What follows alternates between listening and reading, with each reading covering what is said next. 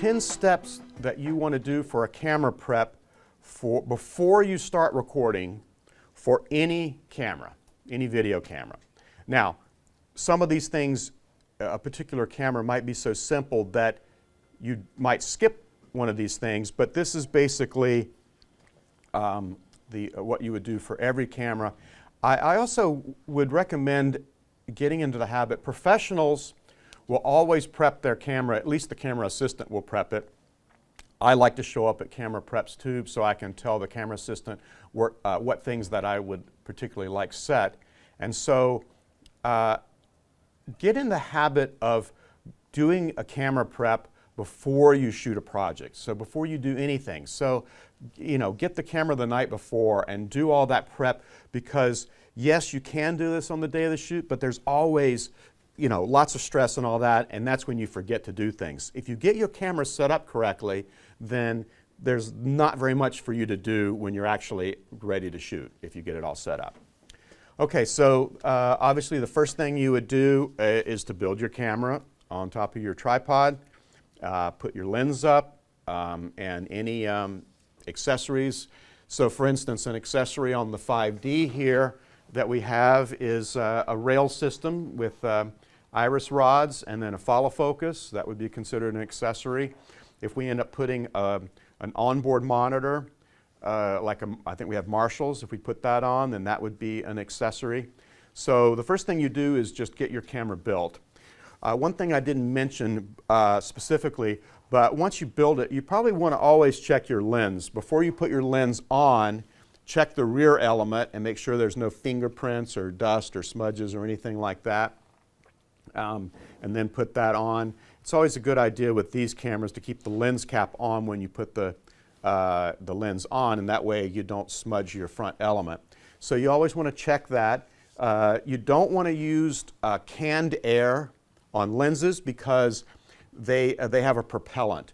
It's better not to use lens cleaning fluid unless there's really something on there like a fingerprint or something that you can't get off. In other words, you can actually, with cleaning fluid, if you don't get it all off and dry, you can get smearing and stuff. So, you know, you don't want to use it if you don't have to. If you just have dust, then just lightly brush it off with some lens tissue paper. Some people like to use brushes, but you got to be very careful if you use a brush, because if that brush isn't kept clean, you could actually be adding dirt and things. So I have a lens cloth that I use sometimes because I forget to have lens tissue, but you got to keep that clean and keep it washed so you don't actually end up adding oil. Then you power it up. So whether you're using an AC adapter or using batteries, at that point it's a good idea, and again, this is why I say do this, you know, ahead of time and not on the morning, because it's a little late if your batteries are dead if you're charging them that morning. But anyway, if you have any batteries that are dead, go ahead and get those on charge. Then you would power your camera up. Number 4, so here's a big one. These are big ones. You want to set your, and this isn't going, all of these are not going to apply to every single camera. So just be aware of that. So for more sophisticated cameras, like the Red, you want to set the time base. Your recording frame rate is what the sensor is capturing. So that would be like 24 frames a second or 30 frames a second. That's what your camera is capturing. Your time base frame rate is the rate at which your project will play back. Your time base is important because you want your camera to be set at 24 so that when you shoot at 120 frames, it will play back at 24 and therefore look like slow motion. So that's why you set your time base at 24 or 30, depending on what you want. And then you set your frame rate either the same, or if you want to go slow motion, higher. If you wanted to go fast motion, you could set it lower. You notice how I put 23.98 and 29.97? With digital video cameras, most of them, but not all, most of them actually, like for instance, With this camera, it says you have an option of running at 24 frames or running at 30 frames, and we'll look at that later. What it actually is it's not really 24, but it's 23.98, or more precisely, it's 23.976 or something like that. But we round it off to 23.98. And at 30 frames, when you set 30 frames, it's really 29.97. But it's good to know the precise, even if the camera's smart enough to do it. Some cameras that you have the option of recording at 24 frames or 23.98. Now, it's nice that they give you that option, but it's really kind of stupid. It's one of those gotchas. So if you ever come across that choice, I would recommend to always go with 23.98. Then we can set the record resolution. Now, most cameras on the market only record at 1920 by 1080, but cameras like the Red can go all the way up to 5K. You have options to shoot 2K and 4K, even 3K. When you shoot slow motion with some of the DSLR cameras, you unfortunately you can get 60 frames, but you lose resolution. So you have to set it at 1280 by 720 in order to get that 60 frames a second. So a lot of cameras, you just get a default and you can't change it. So it just is what it is, but I just wanted you to be aware that other cameras there is a choice. So that's why I have this in here, that you want to check and see if there's a record resolution that you can change. And the Red, that's definitely important. The record quality is usually, it's like either a codec choice or a compression ratio. And again, not all cameras, like for instance the DSLR cameras, you just have one setting. But like some of the Sony cameras and the Red camera, you can actually determine your quality. So they'll say something like 1920 by 1080 HQ or ProRes 422 HQ or whatever. You have choices in quality, and again, my recommendation is to err toward the highest quality, but the reason that's sometimes an issue, like with the Red, if you go with the highest or the smallest compression ratio, you end up losing minutes. In other words, you lose record time. So balance your needs of what's practical for your shoot versus your quality. And with the Red, the quality even at higher compression rates is really good, so you don't have to worry about that. So again, some cameras you don't have a choice, but others you do, so that's something that you always want to check in your project setting. Okay, then the next thing you do is you insert your media card and you format it. I think it's always a good idea before you start a project, while you're prepping your camera, to go ahead and format all the cards. If somebody filled that card up before you halfway, or even if you did it the day before, then what happens is when you start recording, it just adds to that card. So now if your card's half full, you now don't have, you only have half of the card before you need to change again. The next thing you want to do for your exposure settings is ISO. ISO is the sensitivity, sets the sensitivity of your sensor. So a high ISO means that it's very sensitive to light and you don't need as much light. Okay, so like if we turned most of these lights off in this room, if we increase the ISO, we'd be able to shoot in lower light. Conversely, if you're outside and it's a bright sunny day, then you don't want to have a high ISO because you may not be able to get a proper exposure. So you'd want to go down more like 100 or 160, 200. So yes, you will get excessive noise if you set your ISO too high. So rule of thumb is, don't set your ISO any higher than you need to capture a good exposure. Sometimes you have to do it if you're shooting a documentary and it's really low light. It's better to raise the ISO and get a decent exposure. There's always the possibility of reducing that noise later using a post tool. I'll just throw out right now that if you're working with DSLRs and if you're shooting high ISO, I recommend a plugin called Neat Video. So the next thing that affects your exposure is your shutter speed.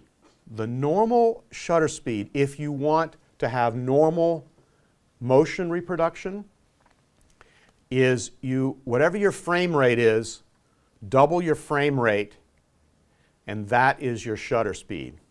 So, for instance, if you're shooting at 24 frames a second, or 23.98, then your normal shutter would be 1/48, 1/48th of a second.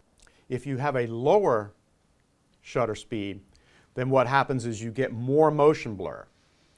So you can do that creatively. In other words, if someone's walking along and you photograph that, what will happen is you'll just see, you won't see a lot of ghosting, but you'll see a little more smear.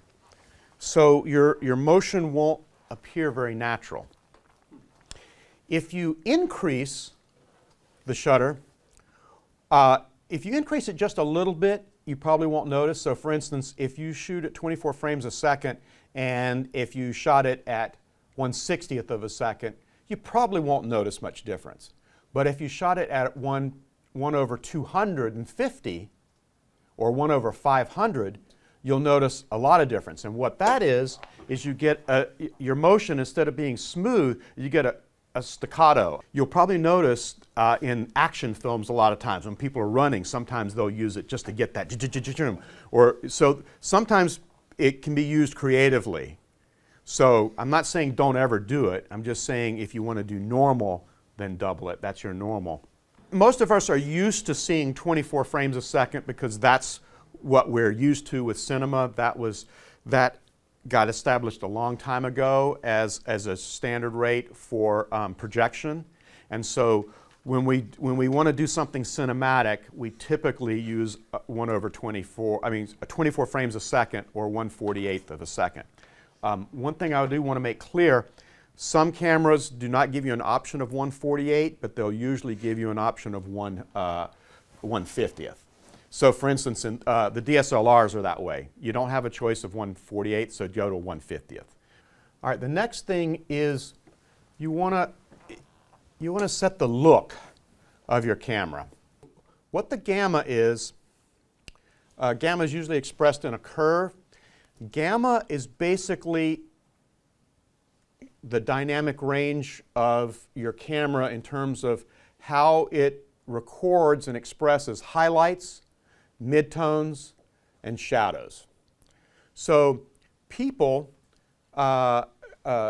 Caucasian flesh tones are considered midtones, although they're a little bit higher than midtone. The right in the middle of a midtone on a normal gamma is 18% gray. Okay? So has anybody ever seen gray cards? Anybody seen people using gray cards? They're used a lot in photography and stuff. So a gray card is set at 18% gray. So if your gamma is like this, so here's sort of a normal, they often call it an S curve. It's like this. So your highlights are up here, highlights, and then your shadow. This is referred to as the knee often. In film, they refer to it as more of the shoulder. Down here, this is the shadow area. This is called the toe. So your blacks, everything, this is real black, and then it's starting to get a little lighter, and so your midtones, or your 18% gray, is right here in the middle. Okay? So now you can have all different types of gamma curves that they can stretch out this way and that way, but I just want you to, I don't want to get deep into that, but your gamma in your camera, you can change that. So you can squish this down or you can stretch it out, and so what that means is your highlights might be brighter or your highlights might be less bright. Your shadows if you have a gamma that's lifting this up, your shadows could have more light and not be as dark.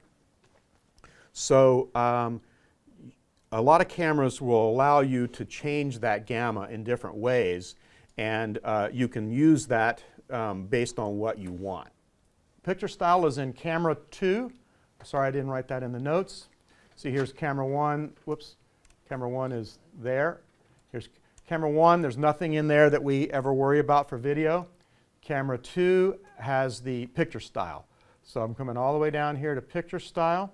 Now, landscape. Ooh, this is why you need to set up the camera yourself. You don't want that color setting for what you're shooting in. That makes things very vivid and bright and wonderful, and that's fine if you know that's what you want, but I'd rather do it later in post. So we hit it one more time. I hit the set button to go in. Now here's where I can change it. All right, so see the neutral? So we want to scroll down to neutral, and you see obviously here's another reason why it's very important for you to do this is you don't know who, especially at school, unless it's your own camera, you don't know who left it where, what. You got to go in and look at these settings so that you're not stuck with what someone else thought was good, because what might be good for their project, or maybe they don't know what the hell they're doing. I mean, whatever. So you want to do it yourself. So now you see down here it says info detail set. I want to be able to select neutral, so I've selected it, and I can hit neutral, but see that takes me back. So what I want to do is now, in this particular case, hit the info button. That takes me to the next page. Okay? So if you don't remember that, just remember looking at what it says down there. Now, someone has already turned the sharpness all the way down. That's good. Now, I can't tell you why, but with these cameras, the sharpness is better to be done in post. Some people like the softness and don't ever change it because it looks maybe a little more filmic. Other people go, that just looks kind of soft and not sharp. So you can add sharpness in post. It's better to add it to taste in post, but to start with it all the way off and not have the camera do it. So that one I have turned all the way down. See, here's where the wheels, whoops, wrong wheel. See, right there in the middle, somewhere in there is the default, and so turn it all the way down. Okay. Now let's go to contrast. See, contrast is in the middle. See, now here's what annoys me. Why isn't this setting minus and plus like the others? I don't know. Just to make it harder. So take sharpness all the way down. Contrast. Whoops. Select it, Randy. Contrast. Let's turn that all the way down as well. So again, that's going to get stuff more toward the middle. Select that. Saturation. Okay, saturation is down 1. Here's normal. That's normal color this is color saturation, by the way. That's normal. If you leave it there, it's not the end of the world, but again, the recommendation is to go 2 down. If you go all the way down, you're actually going to get something that looks closer to black and white. That's not good because you want to have some color information, but 2 down is just about right. Some people like that look. It's just a little less saturated, so like if you end up doing something with period or something like that, you might like to leave it there. But in post, what you do is you just go back and resaturate the color to whatever level you like. Again, the theory is that if you lower the saturation a little bit, the camera reassigns that information that would go all to color, and it puts more into luminance, which is the light value. So that's why I said you might want to shoot in monochrome if you're going to do monochrome. If you shoot in monochrome, you're not getting any color, so you'll never get it back. So you're making that decision. If you're not sure, then shoot it in color and do it with your monitor, and then you can decide later. Okay, and then color tone, leave it in the middle. Color tone is like the hue, so whether it's going more green or magenta. So I would leave that balance alone. So anyway, that is it's not mine. It's hold on just a second. This is, if you lots of tests have been done, and this is the flattest look you can get. This is the recommended look for using these cameras. Because they don't have inherently don't have a ton of dynamic range, this will give you the most to work with in post. Okay? And I think you'll find if you're in a really contrasty situation like outdoors, you might not even change it. You might just go, wow, that looks okay, that looks good. Whereas if you had a normal setting, you'd have lots of whites blown out and your shadows would be crushed and you wouldn't like it. On an interior, you may find yourself increasing the color saturation and also increasing the contrast because it's too flat. But it's better to do that. I think the camera defaults at sRGB. That's the color space. I'm not going to get into the technical of color space. It's pretty deep. I don't even understand all of it. But just know that sRGB is what you want to record your video in. And then, I shouldn't say most people, that's not true. Still photographers are more likely to do the other. Here's the other. It's Adobe RGB. And so if you're doing all your color correction in Adobe and you're doing certain things, there's advantages to using Adobe RGB for stills, but not for video. So just make sure, just check that.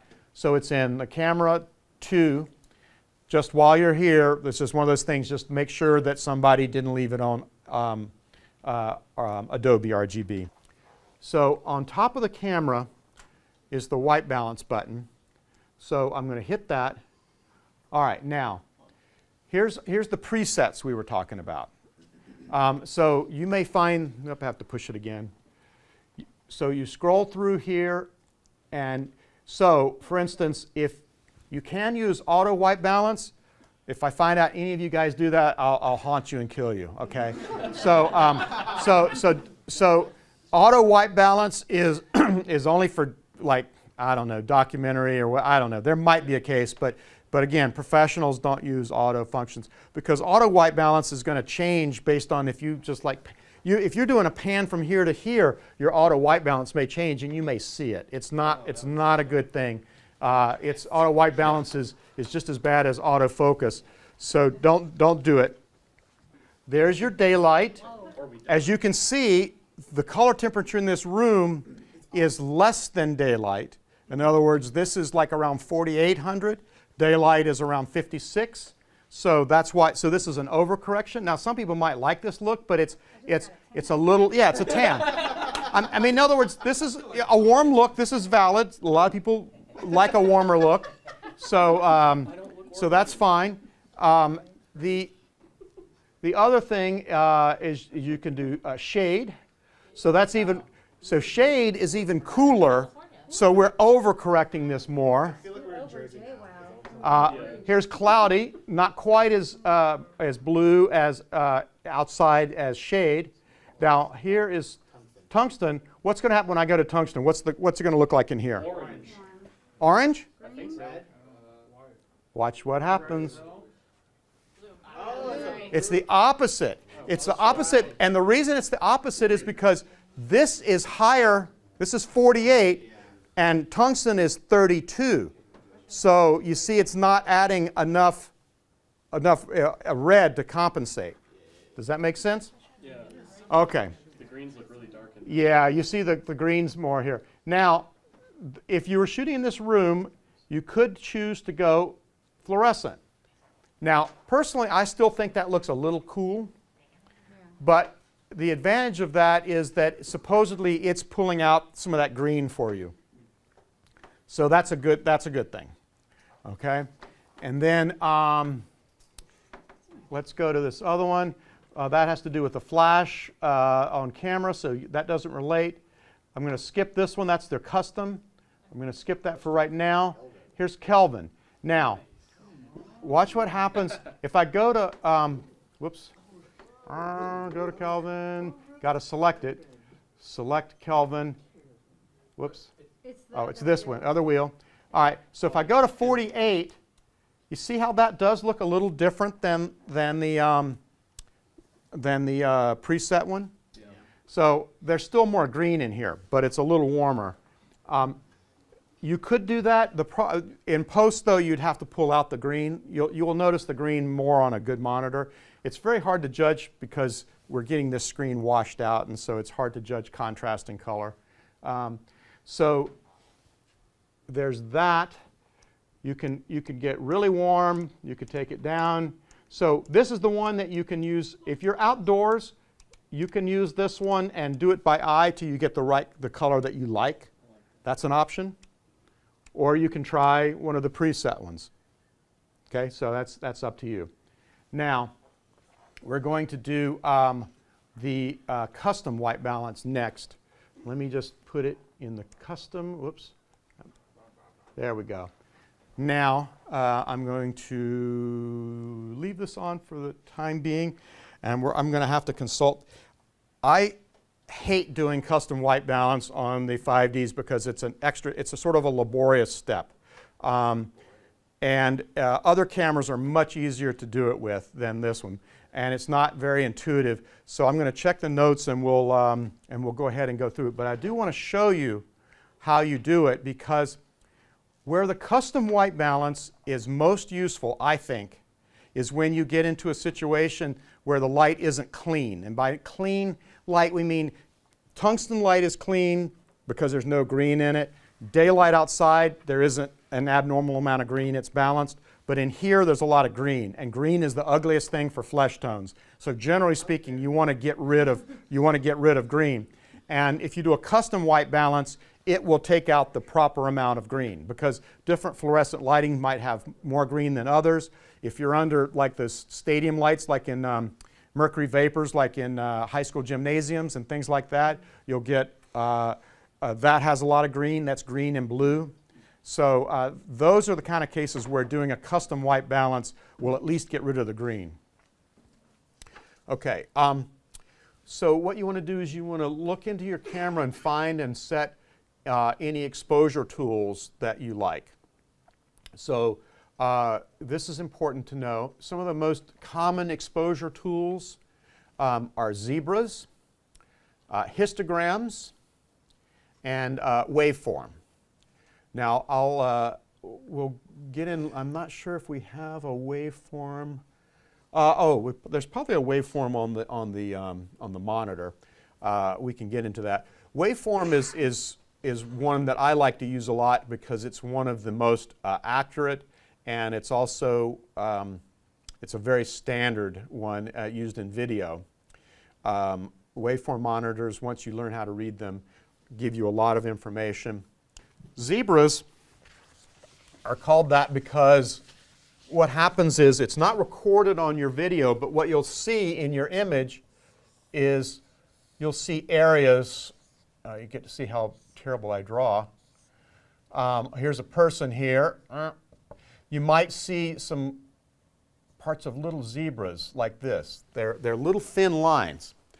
And sometimes they set it up to where they go one way for one set of zebras, and then the other set of zebras goes the other way. And when you see those little lines come up, that tells you some information. And so traditionally, you will set your zebras, for most broadcast cameras, you'll set your, if you want to have a zebra that helps you with exposing people properly, then you'll set that zebra at 70%, around 70%. And then oftentimes, if you want to have a zebra that tells you what's going to be clipping, so a lot of broadcast cameras clip at around 100%. And so you'll set that at around 100%. So what happens is you will, for an average Caucasian, and there's no such thing as an average Caucasian flesh tone because looking around we have people that are darker than others. But for an average Caucasian flesh tone, if you get just a little bit of zebras on the highlights, if you set your zebras at 70%, then that tells you that's a really good exposure, an average exposure. Now sometimes you want to underexpose people or overexpose, but if you're going for a sort of normal look, if you have a little bit of zebra on a highlight, like on the cheekbone or the nose or the forehead, then that's a good exposure. 100 is helpful because you want to know what's clipping.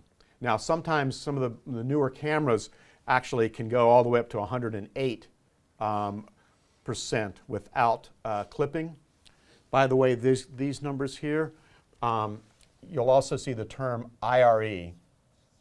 And right now I can't remember what IRE stands for, but anyway, your video signal is measured in IRE. So traditionally 100% is clipping. When you're broadcasting, it does clip at 100%. Some cameras will let you go higher than that.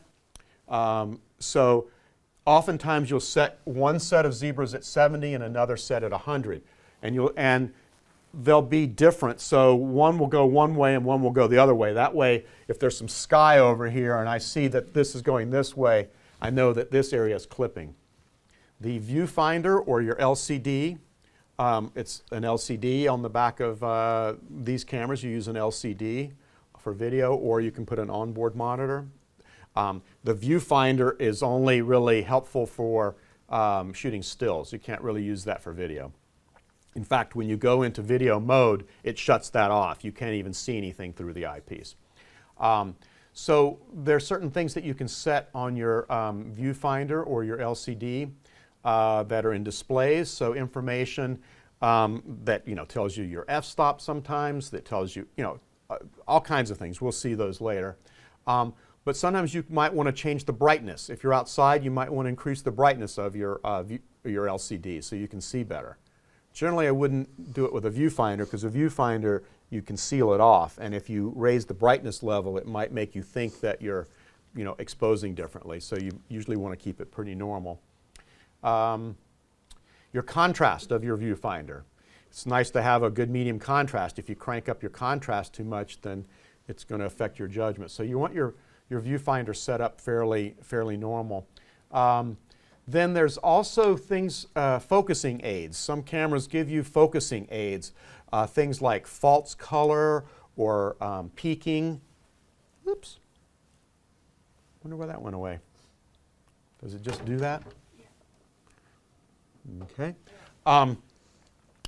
So we'll get more into that later. Magnification is a nice focusing tool.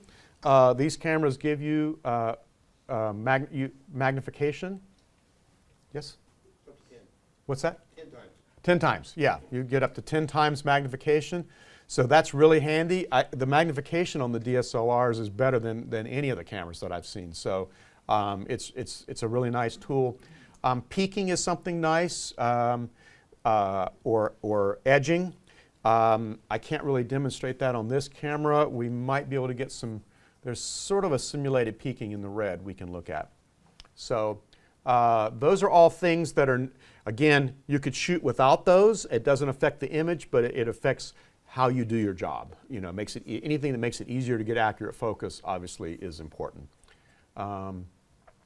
So you'll set those things up, and then I always like to say number 9 is important. That's one of those, before you shoot, you want to just look at all your display, and you want to just make sure that everything looks right and you've got it set where you want it before you shoot.